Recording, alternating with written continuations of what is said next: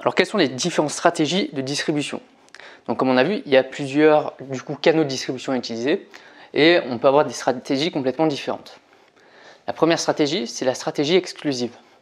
Donc la stratégie exclusive, en fait, le fournisseur, il va choisir un seul canal de distribution. Il va vendre uniquement sous une forme. Donc soit il va vendre uniquement à une certaine enseigne qui sera l'exclusivité justement de cette marque.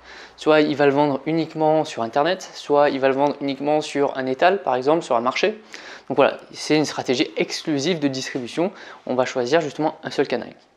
Deuxième chose, la stratégie sélective. Donc le fournisseur il a le choix de vendre dans différents points de vente et dans différentes manières de vendre. Donc ça peut être sur Internet, ça peut être en magasin, ça peut être sur un marché, ça peut être par correspondance, ça peut être en drive. Donc il y a plein de moyens de distribution différents.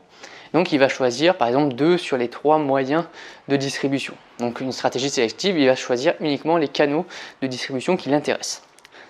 Et enfin, il y a la stratégie intensive, donc là vous l'aurez compris, il va choisir quasiment tous les canaux de distribution, en tout cas un maximum, pour pouvoir avoir plus de chances de vendre son produit en grande quantité et de différents moyens. Donc à la fois une personne pourra acheter sur Internet, comme pourra l'acheter en magasin, comme il pourra le trouver chez les différentes enseignes, à la fois de la grande distribution alimentaire, mais aussi chez de la grande distribution spécialisée.